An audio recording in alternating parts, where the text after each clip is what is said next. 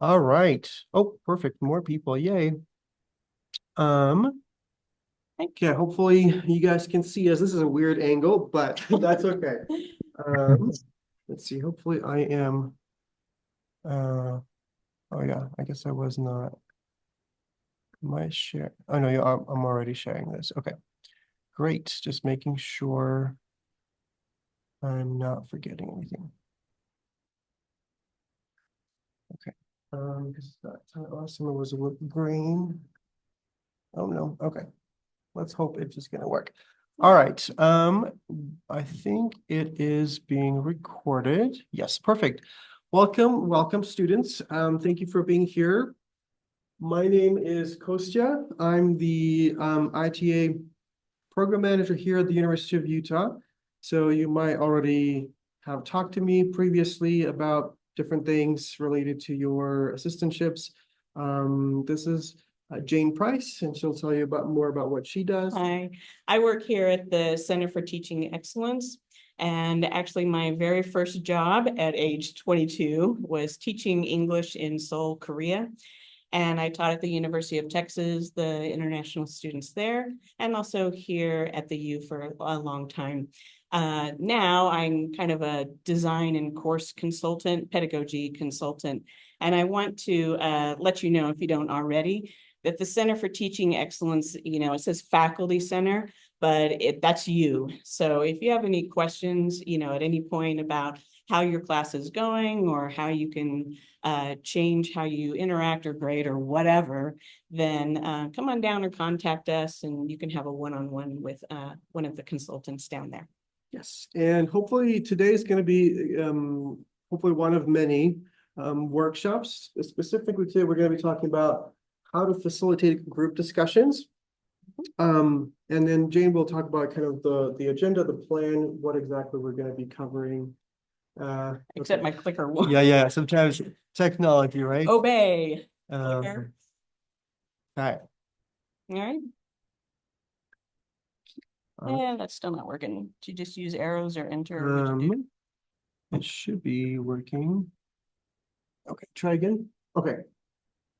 All right, so we wanted to start out to also point out that even though we're going to put this in the context of dealing with group discussions in a classroom, that these kind of skills will also be in your workplace because, in today's society, work is all about collaboration and you're going to have to be dealing with stuff in a group. So I hope that if you can practice some of the vocabulary or whatever that we're going to talk about, that you'll be able to use these for the rest of your life. And let's see, what we're going to focus on today are really the three parts of having a group discussion. So before the students are split into the group, how do you get ready for that? And then during the group discussion itself, we identified 4 different issues that could crop up and how you can address each one of those. And then often we have what we call a share out or, something like that after the discussion. And how do you get through that? Finally, at the end, if you're all still here, we'll have a Q&A. Hopefully. Hopefully. And if you have things to do, there's just a few of you in the Zoom and we understand you have But we lives. do appreciate you. We're very glad you're here. And since I'm not necessarily always going to be looking at the chat, if you do have something to comment or question or whatever, just interrupt us, jump in, feel free. And again, don't feel like you're absolutely required to sit through the whole thing. But we hope you do. Yes, we do. Anyway, so the topic of today's workshop is how to facilitate group discussions. And obviously, as Jay mentioned, even if you're not going to be a TA ever, that's okay. This is going to be helpful for you to, talk to like other Americans. I know some of you might be already here, some of you might be in your home country right now, but it's still hopefully going to be applicable. Question for you guys, as you hopefully you can see the screen in on your computer screens. So what happens during a group discussion? Basically, what can you tell us what a group discussion is in your opinion? And also, why do you think it's so common or popular? What do you think? let's start with the definition. Like what is a group discussion in at a university? And you can type your answer, you can just say it out loud, whichever you prefer. Okay, basically sharing a group people idea regarding a concept is called group discussion. And especially when it comes to being a TA, it's really important to consider the cross-cultural interactions here, because in some cultures, for example, some people might not want to talk over somebody who is in the power, for example, the teacher. So we have to ask questions like, what is your idea? Like, what do you think would be better, for example, something be done regarding this subject? Mhm. So, like, asking the question in ways to make people comfortable is imperative. Mhm. Yeah, Very good point. And we yeah. don't really specifically address this later, but we probably should, that so many cultures, the professor is the authority and you just listen and, soak in the information and then regurgitate it later. And it's very much, the American system of let's all learn together. And, you can learn from each other in a group is a very foreign concept often. Yeah, yeah. So if you're already here, you might have already seen that, but like if you come from a culture where you just take notes, you don't say anything. So this is a very, very popular teaching tool where, I don't know, sometimes there's an assignment or something else, and you discuss that in small groups. And if you are going to be a TA, oftentimes your job will be to work with different groups and make sure they Right. are participating. So that's what we'll be doing. Anyway, Thank you for that. Yeah, absolutely. Thanks. When I'm asking the question, are you ready for the group activity? What I'm really referring to is that you as the TA, so let's say that the professor says, okay, now get into groups and do the activity, and the TAs will come out and facilitate. So my question is really, do you know exactly what that means to the instructor? So maybe so here's some examples. Is your job just to go around and sort of listen, just eavesdrop and hear what the groups are saying? Are you waiting for somebody to raise their hand and ask you questions and call you over? But if you're not totally sure what the instructor is expecting of you, please ask the instructor before you actually go out there. Yeah, absolutely. Do you want to, there's a comment from Sahar, I think, in this where students can share their thoughts and consequently they can solve any, exactly. So, yeah, so like if you are going to be working as a TA and your instructor tells you, okay, go facilitate group discussions, right? Make sure that you know the expectation of the instructor, because maybe in your head you think, oh, I need to do this, but the instructor thinks something else, and then you have like all these misunderstandings. So I said before we had identified just for the two of us 4 different situations that might come up. The first one is that you're not sure that you understood the question itself. And the second one, you think you understand the question, but you don't actually know what the answer is. How do you handle that? Maybe your group members, the conversation's getting a little heated, and what do you do in that situation? And then finally, we're all familiar with this one. The students have finished, they're on their phones, they're not engaged with each other whatsoever anymore. And what do you do about that? Okay, so the first one, you're not sure you understood the student's question. Really, the worst thing you can do is to just try to answer it anyway, even if you're not sure. You're not going to fool anybody and you will lose your credibility. And notice that you can use that even if you're not like just in regular conversations with people here in the, if you didn't understand the question, in my experience, I've noticed that sometimes, let's say you say something to a person, right? An American, and they like, sorry. And then students automatically think, oh no, it's my English, like, oh, it's my accent or it's my grammar. You know, it's, it could be neither one of those things. Sometimes you just have to repeat it like Mhm. louder or just Mhm. repeat the question.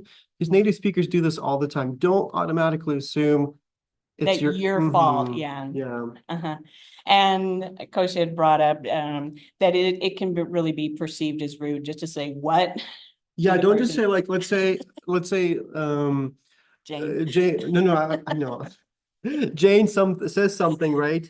And then I'm like, what? Like that would be kind of rude. I would, even though I mean, like, I'm not trying to be rude or anything, but sometimes I'm just like, don't just say what. You can say, oh, sorry, what'd you say? Could you say that one more time? So many other ways.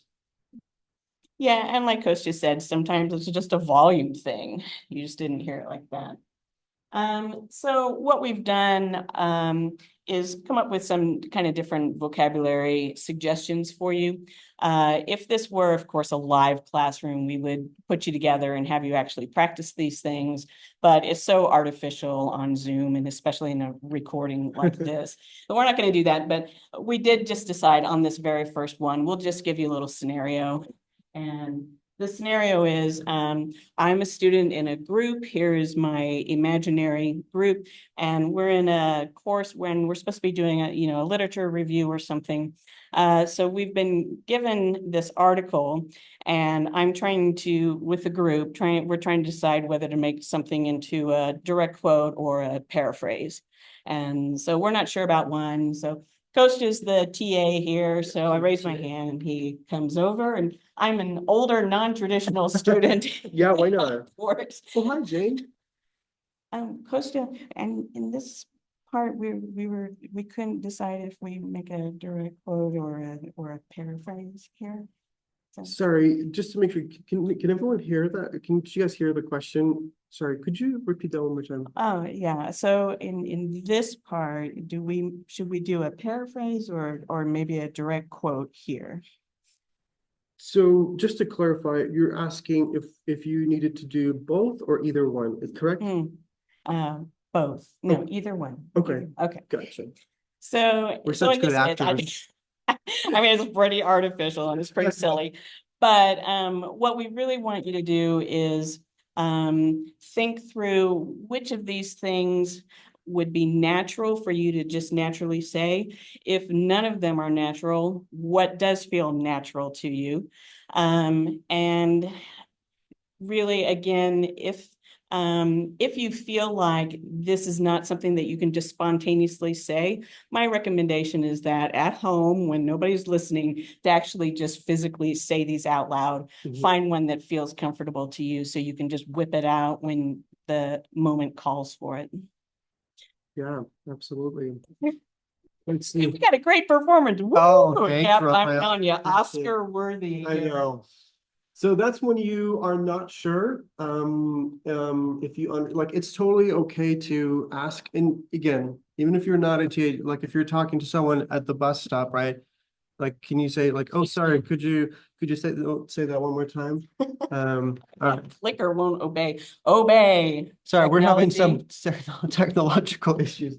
Okay, so this next one is if you're not sure. So let's say like you heard the question, right? You know what the question is, but you don't know how to answer this for Mhm. whatever reason. So, And again, lots of times I think students feel like I have to know the answer because I'm supposed to kind of be the expert here. But it really is the American system. A good even professor would say, I don't know the answer to that, and let's find out together. But I want you to feel like it's okay for you. You're not going to lose your credibility with your students, and in fact, they will respect you more. They're going to know if you're making something up and you're just creating an answer. You're not going to fool them. So to keep your credibility with them, then don't pretend to know the answer. So here are some different things that you can say. yeah, you could say, again, you say that's a great, that's a very good question, or that's a very good question. So you can say, well, one way to answer is this and this, right? So you're not exactly, again, you're not sure how to, you're not 100% sure how to answer this. So you're saying one option is this, right?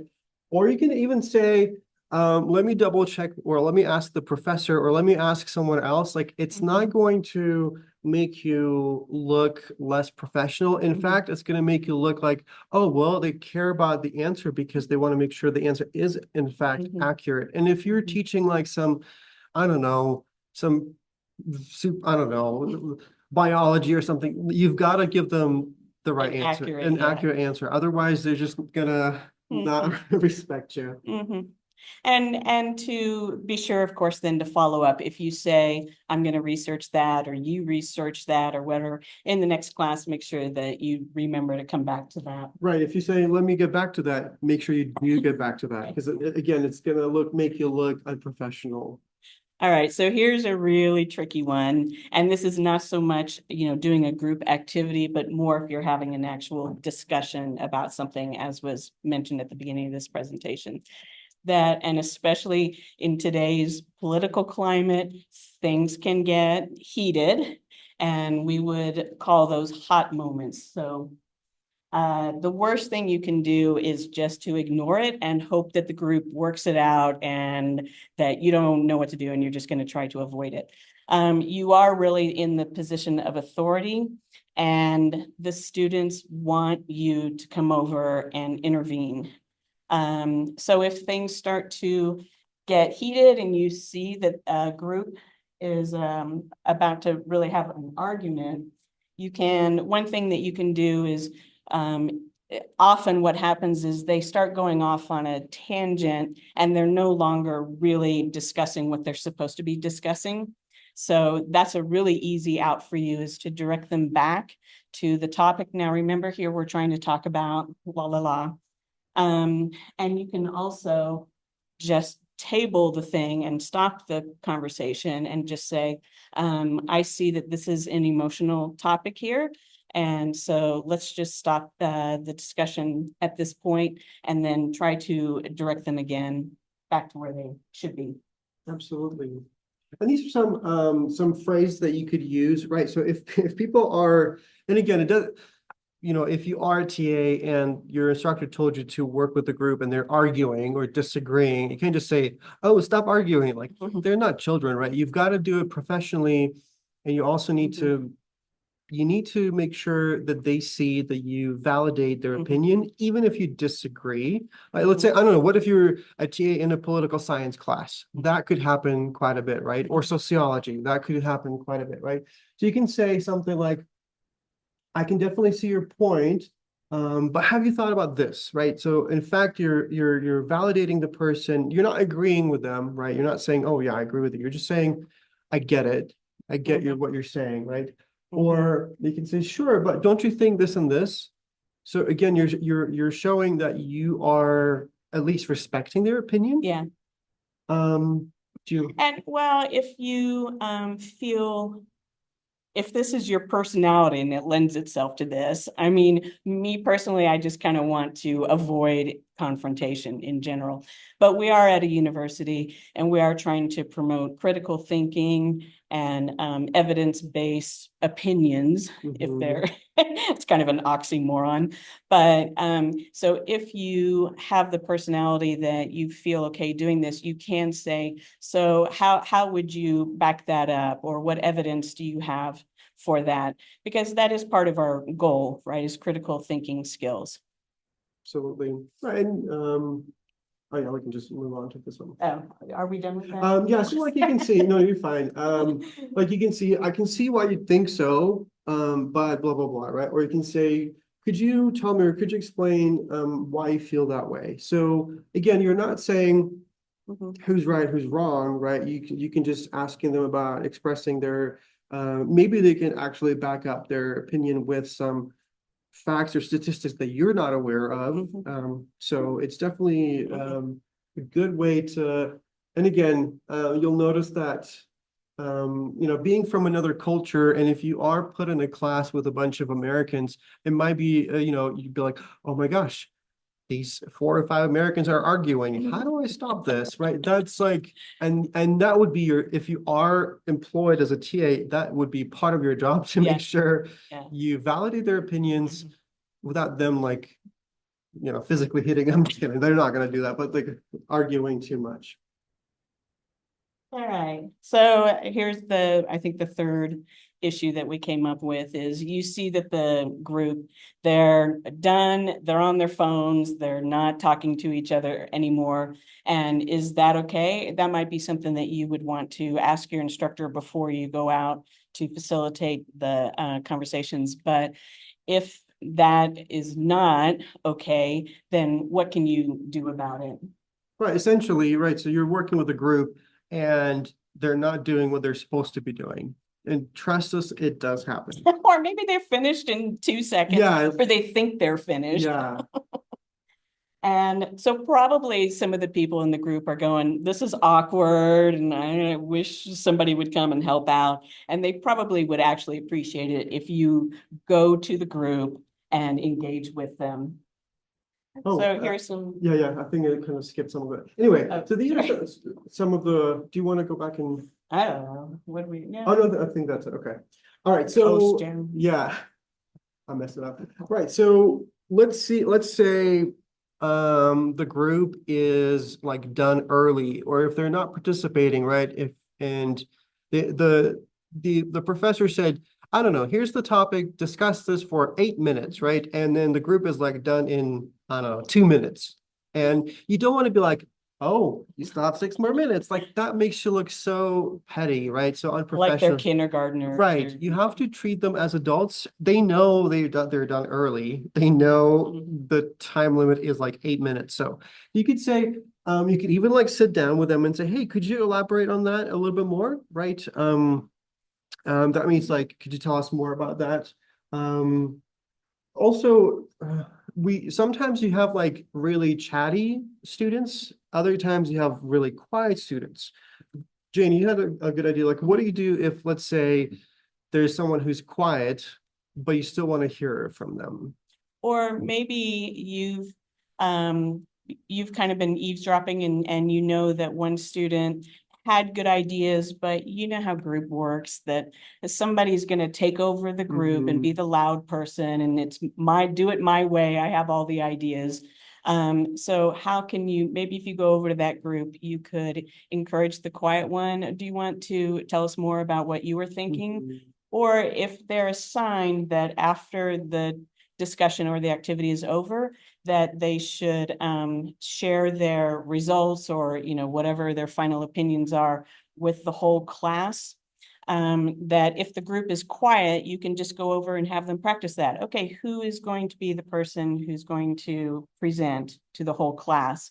And then go through it with them, or make sure that those roles are decided, or try to get, more involvement. But that's a very easy way to handle that, is just, okay, so what are you going to tell everybody? Let's practice it right here. Yeah, so just because a student in a group is chatty doesn't mean they are the most important. And doesn't mean if someone They is have like, the answers. if someone is like quiet, right? It's important to listen to, like, as you, let's say there's 2 or 3 groups, right? You walk around, you listen to them. Someone might be quiet, but they might share really valuable, ideas that you can also encourage. And you can say, oh, hey, I heard you say this, would you mind, could you elaborate more on that? That's a really great point, right? Mhm. So, yeah. And also, if you have them actually practice what they're about to present, then it will be clear if everybody's views are being represented or not. And that would be a good time to make sure that everybody's point is incorporated.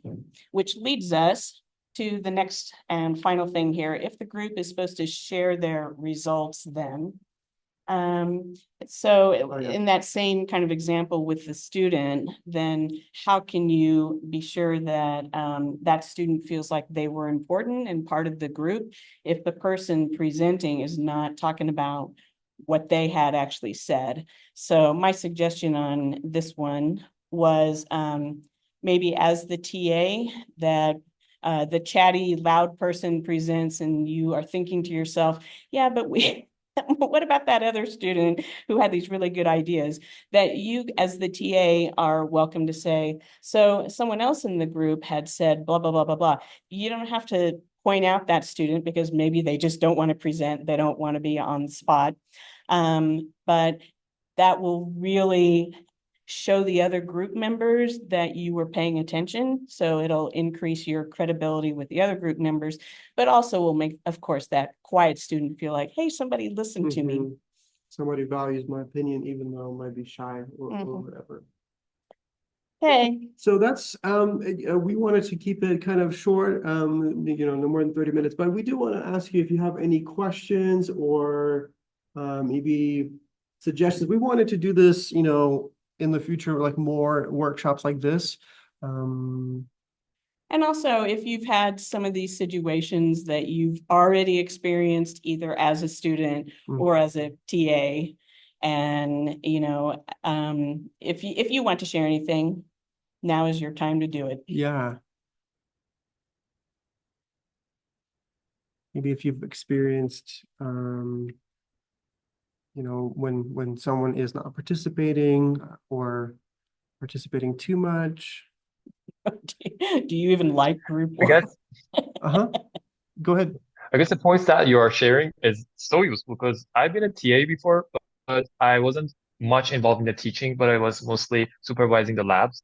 And Mhm. of course, we had so many international students, and I just figured out everything myself. And now you're explaining things that I could have understood much sooner. And the thing that you're doing is great. Oh, thank you so Okay. much. Yeah. So much. It's helpful. Also, there's so many new points that I haven't picked up myself yet, so it's gonna be really useful. So I'm basically taking notes. Yay. Okay. Yay. Yeah. We're also gonna, I'll send out an email with the PowerPoint and the link to the recording, Ah, Mhm. in case, perfecto. I know it's at least here in the US right now in Utah, it's kind of, it's Thursday. Wednesday. Wednesday. Oh my goodness. It's Wednesday morning technically. Some students might be taking classes. So, Mhm. yeah. So in that email, I'll also ask if, there are some other topics students are interested in, or, better time frames that would work for others. But Oh, hey, while I'm thinking about it, I'd forgotten I wanted to say one more thing, that Americans are kind of notorious for we hate silence. yes. And so that's why you can't go to a restaurant without 18 TVs blaring. We just hate that I silence. see. But as a TA or something, if you ask a question and there's just this uncomfortable, awkward silence, nobody wants to jump in and say something, to really allow yourself to just let that questions hang there in space over Mhm. time, because some of your students, like the international students, might be still kind of processing how they want to formulate an answer. Your loud students, of course, are just going to jump in, but not to feel like, okay, it's been 4 seconds and nobody's answered, so I have to answer this question for them. And especially as time goes on and the silence gets longer, that does encourage the quieter students to, okay, nobody's going to answer this. I'm gonna say it. Yeah, I remember reading an article how it's like Americans are, if the pause or whatever is longer than like 2.8 seconds, they start feeling uncomfortable. So you can see how in other cultures they tolerate pauses way better than Americans, but Americans usually kind of like, oh no, no one's saying anything, and that gets. But the whole point is, why are you asking the question publicly if you're just going to answer it yourself anyway? So my point is just to feel a little more comfortable of, okay, the seconds are going by. Maybe I can rephrase the question, but don't feel like, okay, nobody's answering, so I have to jump in and I have to say something right now. Maybe we'll need to do a Agreed. workshop on American culture, like in college. No, I'm serious. That's Hmm. great. Anyway, if does anyone have any questions or comments or suggestions?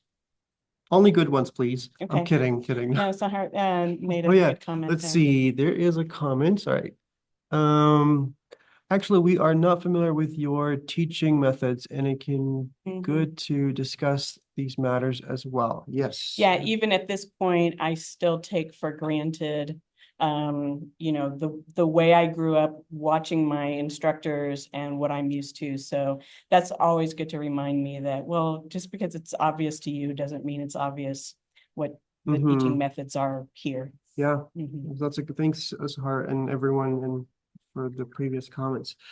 Well, I don't think there's any more for us to tell you, except for there's contact information, but that one is obviously you can see that on our website. So Click your screen. I know we're using a clicker. So CT is the Center for Teaching Excellence, ct.utah.edu. Mine is just gradschool.utah.edu/ITA. Mhm. Should be ITAP, not ITA. Anyway, you can always email us. But we'll be creating some more workshops in the future.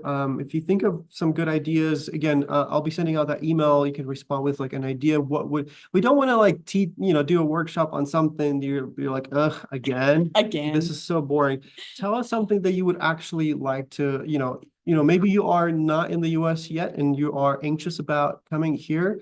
Maybe you're already here, but you're experiencing, I don't know, culture shock or something else. Tell us what topics you would be actually interested in and would be happy to do Set another, that up. workshop. I wish we do have snacks, but since you're all Feed them through the. since you're all virtual, we can't really give you the snacks, but we do Send them have. as NFTs to us.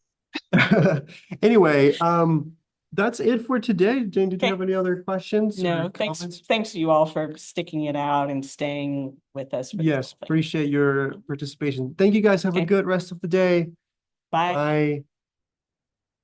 All right. Right. Thank you.